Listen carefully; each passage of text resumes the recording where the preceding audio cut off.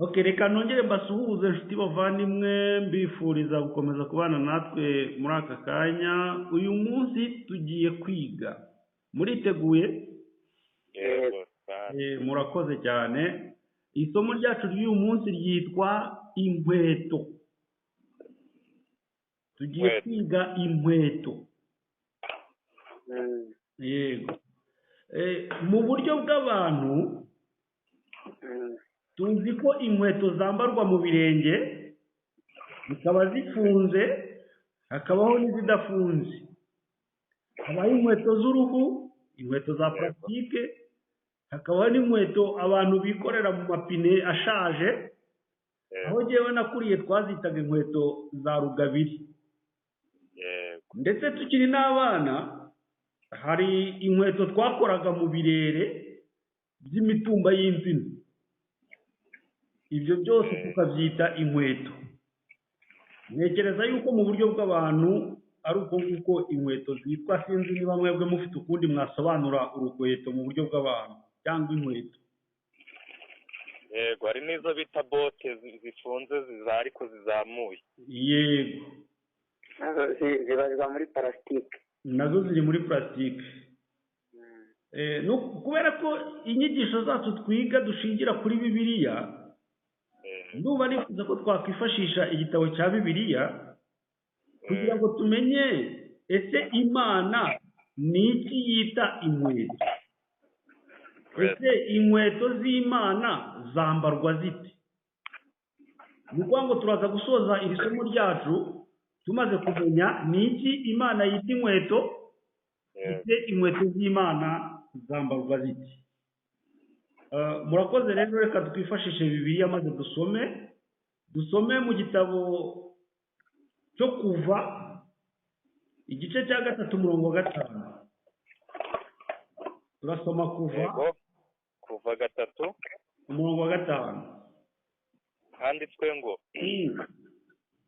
iramubwira iti wikwegera hano kandi kwetura inkweto mu birenge byawe, kuko aho uhagaze aho ari ahera.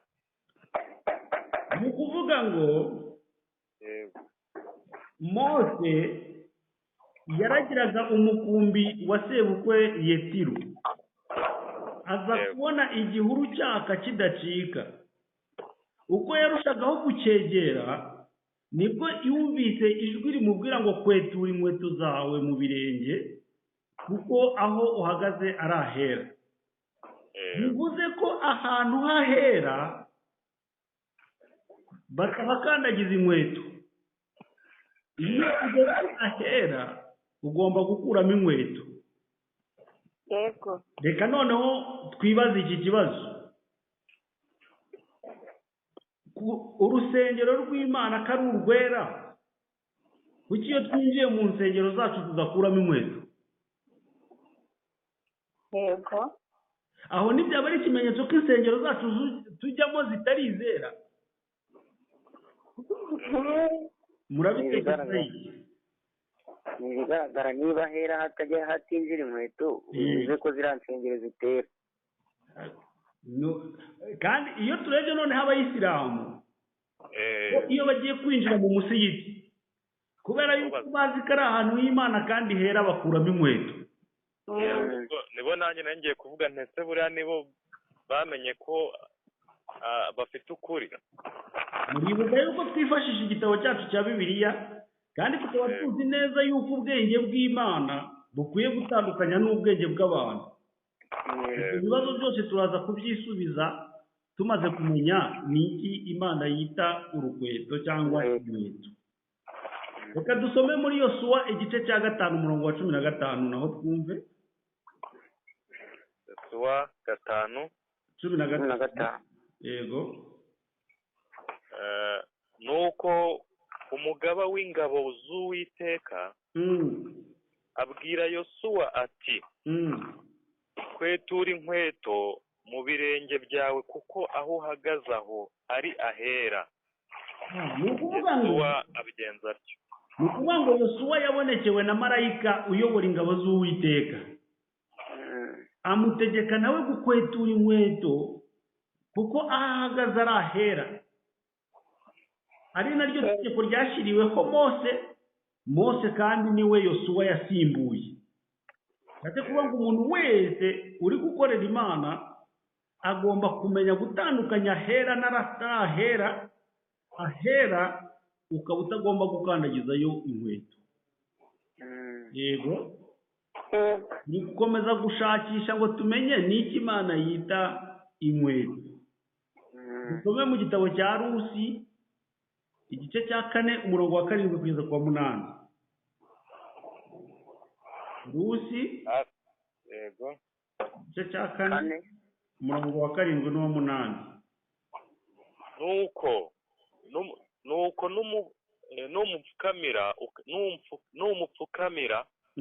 numupfukamira ukandamya buri 7. nuko numupfukamira ukandamya. Ihangane gato ntabwo ari uri gusoma igitabo cya Rusi igice cya 4 umurongo wa 7 haravuga ngo, handitswe ngo, yego, kera uyu ni wo wari umuhango w'Abisirayeli, yego, wo gucungura no kugurana, yego, kugira ngo byose bikomezwe. yego. Umuntu yakwetura inkweto ye umuntu yakweturaga inkweto ye akayiha undi. Yego. Uko niko Abisirayeli batangaga umugabo w'ibyo. Aha. Uwo mucunguzi abwira Bowazi ati, uyigurire.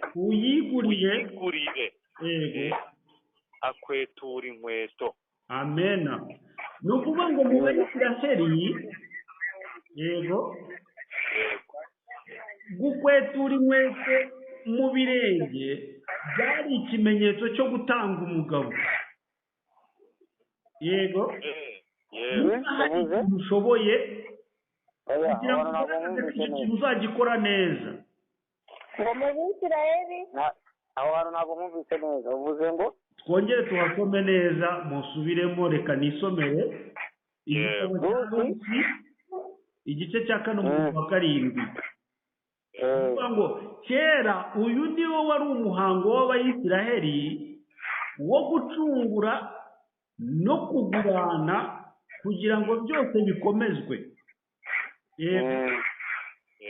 Umuntu yakweturaga inkweto ye akayiha undi. Yego. Uko ni Abisiraheli batangaga umugabo w'ibyo. Umucunguzi abwira Bowazi ati, uyigurire, akwetura inkweto.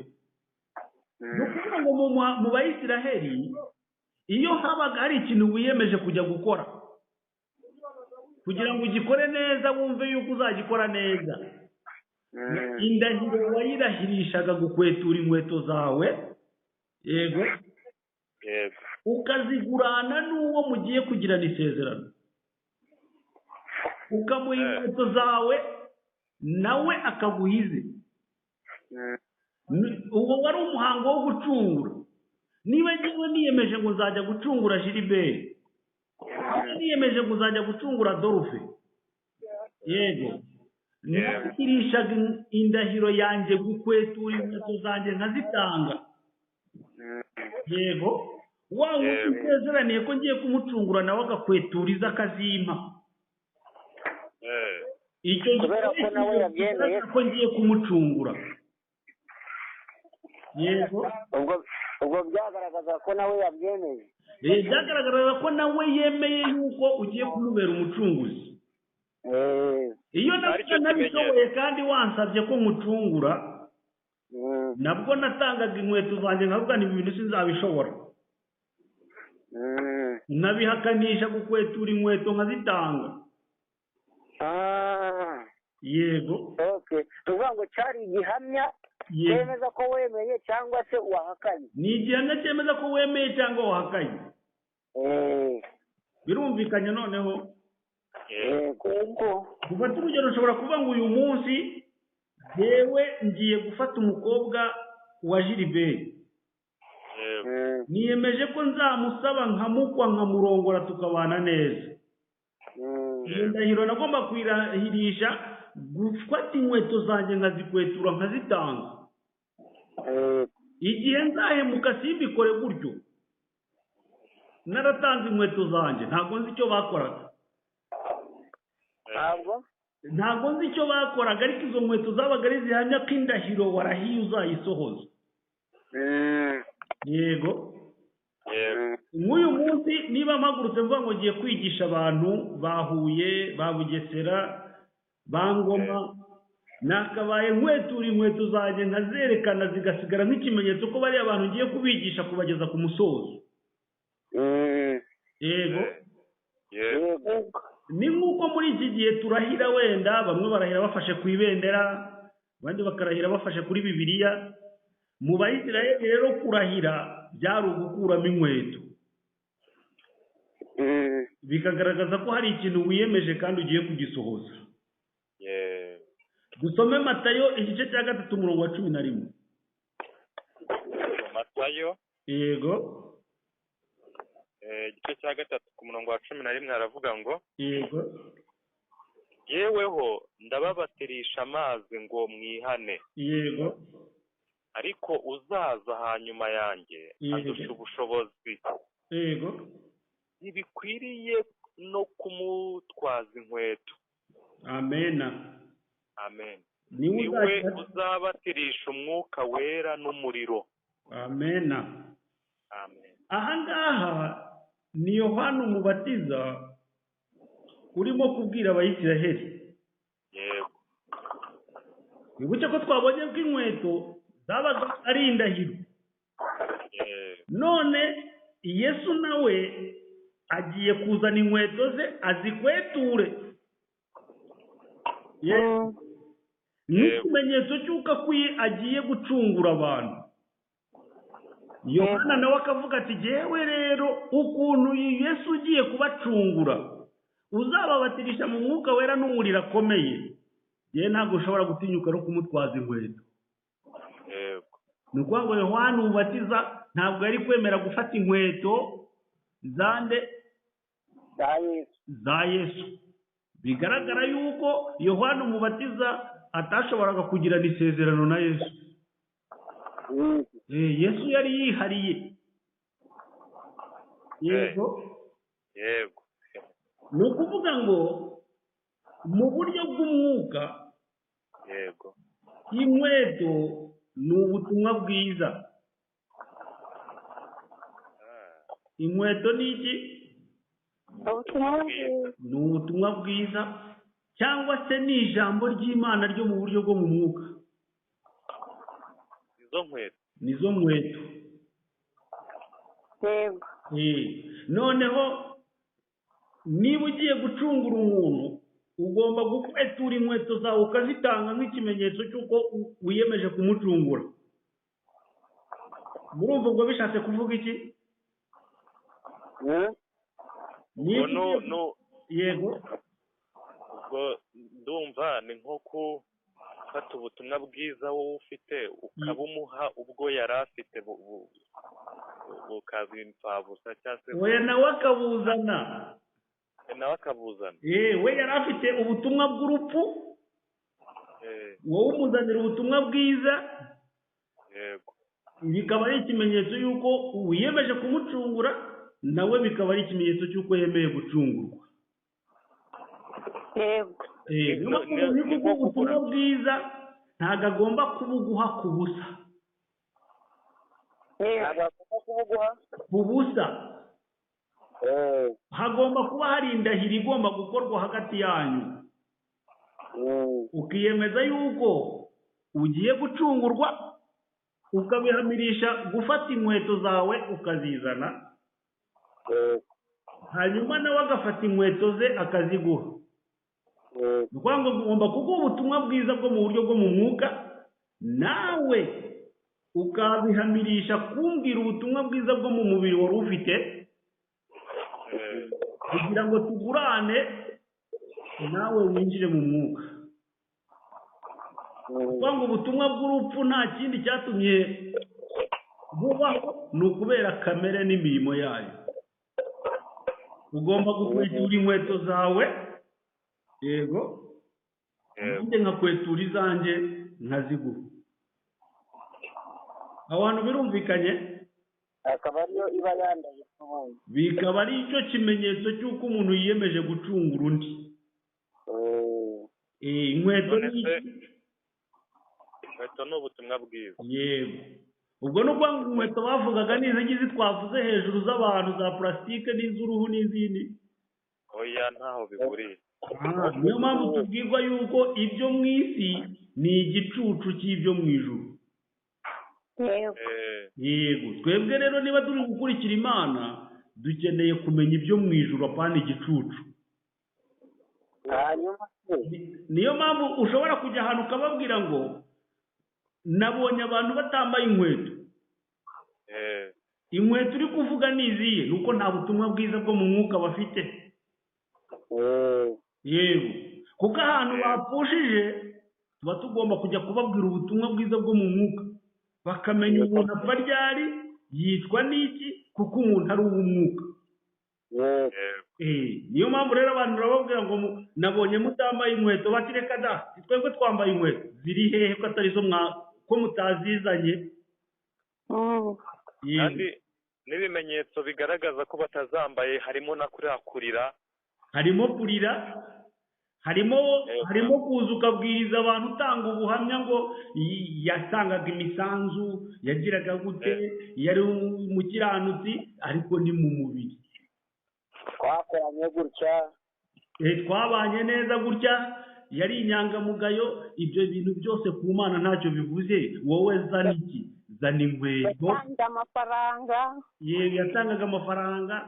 wowe zana inkweto uzikweturira imbere y'abantu nk'igihamya kigaragaza yuko uje kubacungura. yego, nabo bakwetura inkweto zabo bazizane. uri kumva inkweto?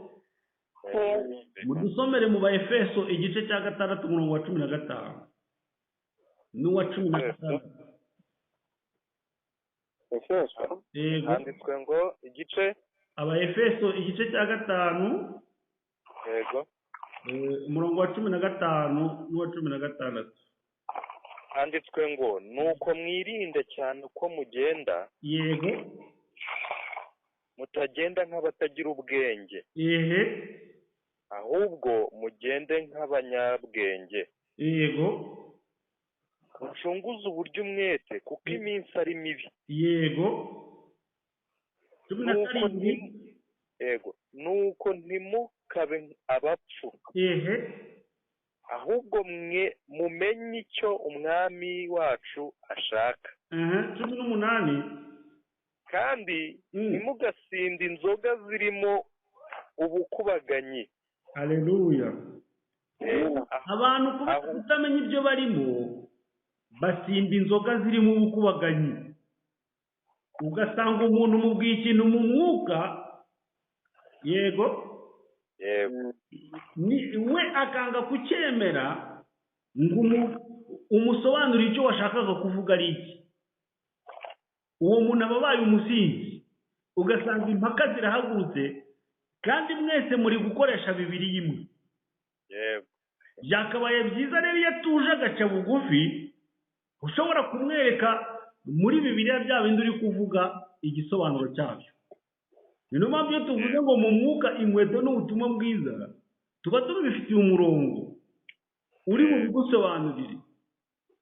soma igira imbere gato Abaefeso igice cya 6 umurongo wa 15 n'uwa 16. handitswe ngo 15. yego, mukwesa inkweto, yego, arizo butumwa bwiza bw'amahoro, yego, bubiteguza, yego, kandi ikigeretse kuri ibyo byose, yego,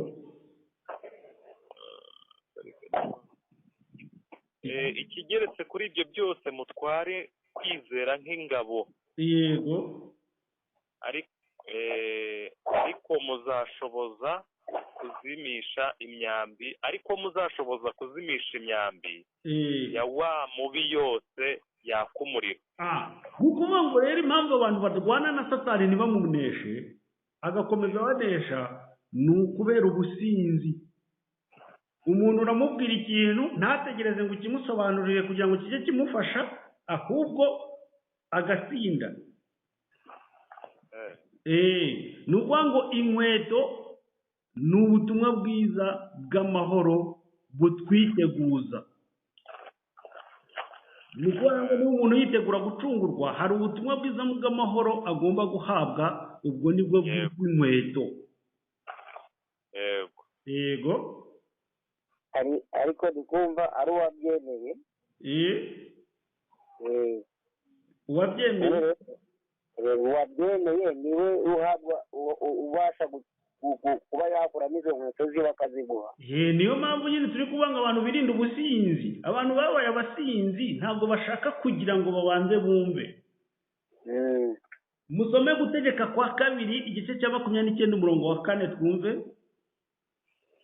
Gutegeka kwa Kabiri, yego, igice cya 29 umurongo wa 4 handitswe ngo 29 umurongo wa 4 handitswe ngo, yego, kandi Uwiteka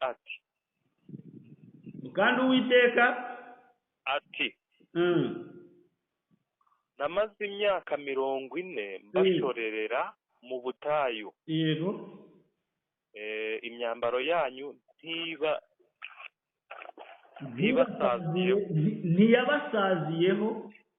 Mu Gutegeka kwa Kabiri igice 29. Kandi Uwiteka ati namaze imyaka 40 mbashorera mu butayu, imyambaro yanyu ntibasaziyeho. Yego. Inkweto zanyu ntizasaziye mu birenge byanyu. Yego. Urumva yuko oya ni 4 gusa. Yego. Ni ukuvuga ngo iyo abantu bari kuva mu Misiri bajya i Kanani, yego, ntibanyura mu butayu, yego, kubera ko bari hamwe n'Uwiteka. Ni ukuvuga ngo imyambaro yabo ntibasaziraho, inkweto zabo nazo ntabwo zisazira mu birenge. Inkweto zihora ari nshya. ongera usubiremo ako kantu. Igihe abantu bari kuva mu Misiri bajya muri Egiputa i Kanani, kubera ko baba bari hamwe n'Uwiteka, si bari ku nzira kandi inzira ya yindi y'ibizigu, ya nzira ya kure itari y'Abafilisitiya. Yego. Icyo gihe inkweto ntabwo zibasaziraho, inkweto zihora ari nshya kandi ziri mu birenge. Yego. Niba wagerageza akansobanura icyo bishatse kuvuga. Mu gihe abantu barimo kwiga inyigisho zo mu buryo bwo mu mwuka, yego, izo nyigisho barimo guhabwa ntabwo bazita, zihora ari nshya. ahubwo zihora ari nshya imbere yabo. Yego. Nta muntu rero urambirwa umunsi biza ari bishya, ejo ukongeraho ibindi bishya, gutyo gutyo. Ubwo ni kuri gutera intambwe ugana hehe? i Kanani. Yego. Zitaza bahora bunguka buri munsi. Niyo mpamvu uzasanga bariya bantu bo muri Egiputa batari mu rugendo, babandi mu nzira ya bugufi y'Abafilisiti. Bihuriye he n'ukuntu ibintu nahoraga nibaza, yego, ko umuntu ashobora kuvuga ijambo uyu munsi yavuze akarimaramo nk'icyumweru arizengurukana, ari icyo kintu avuga n'ubutaka azabisubiramo wumva ari ijambo rimwe ryamufashije, ari aho yagumye gusa. Ahubwo usanga hari umubwirizabutumwa ujya kubwiriza icya 10, agasanga hari undi nawe uzi kuvuga ku maturo, hakaba hari urundi iyo bavuze ngo barabatiza niwe ujyayo, ugasanga yibereye mu kintu kimwe kidahinduka, n'imihango uzasanga bakora ari imwe. Tugeze mu gihe cyiza rero, korali nidushyirireho indirimbo 2. Yego. Ubu rero tugiye kubanza gutura, hanyuma tubone uzasanga abantu bose babanza gutura mbere y'uko hajyaho umubwiriza. yego Ibintu bigahora ari bya bindi abantu bagahora muri ibyo. Ni ukuvuga inkweto zabo zarashaje. Yego. bishatse kuvuga ko tuba twabiguze babanza kututurisha mbere ko batubwira ubutumwa bwiza. Yego.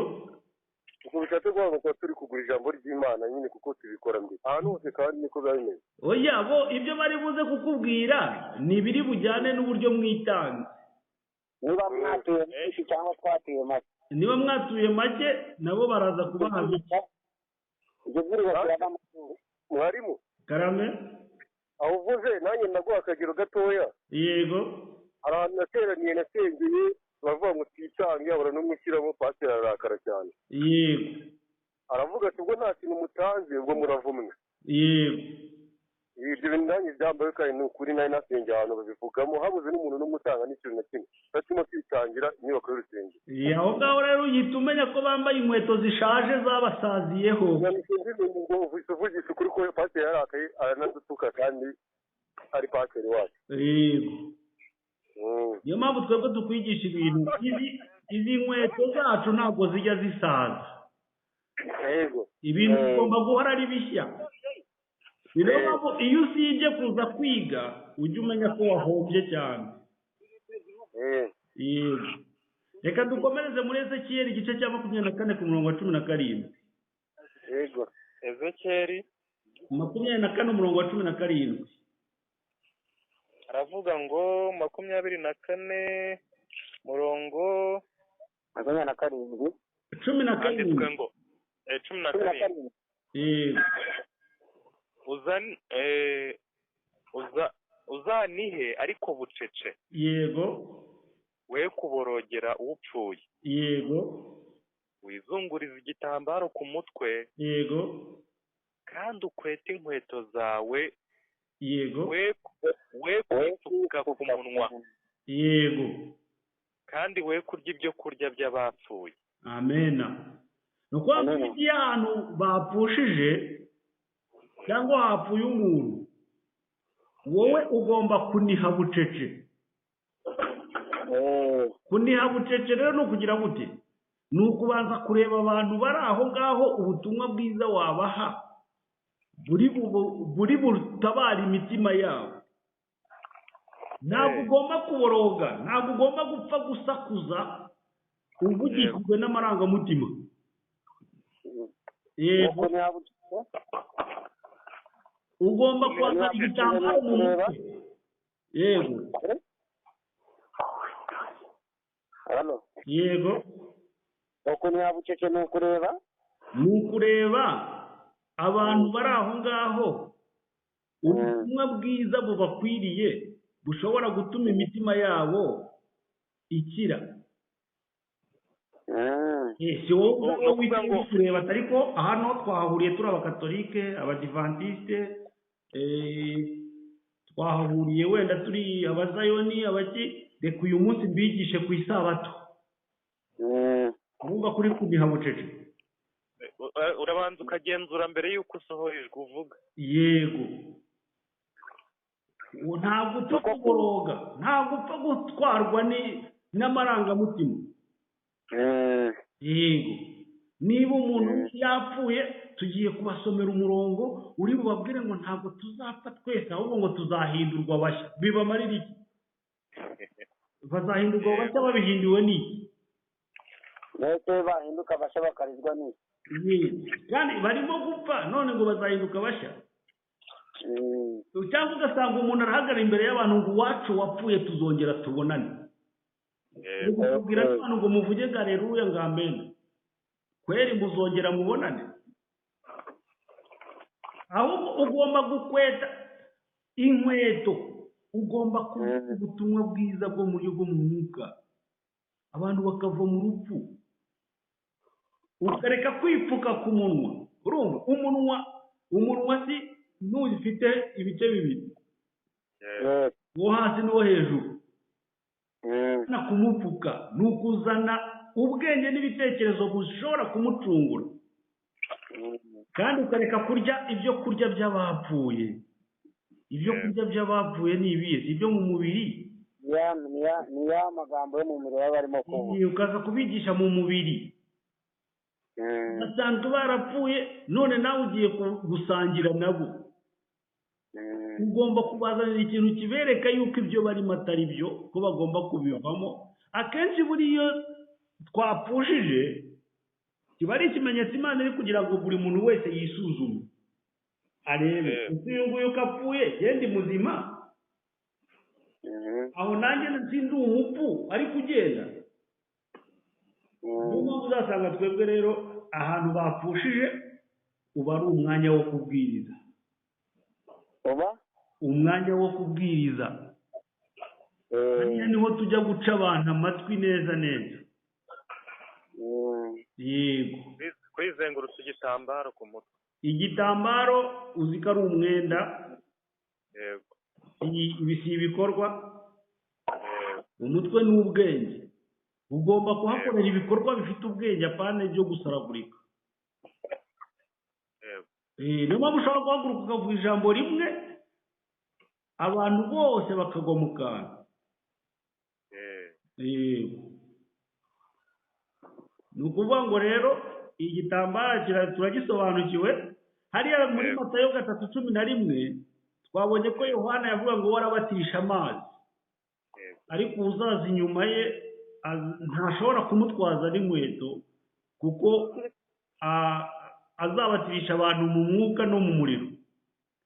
bishatse kuba ko Yesu Kristo yazanye ubutumwa bwihariye butandukanye nk'ubwa Yohana, ku buryo Yohana adashobora gukora imirimo nk'iya Yesu.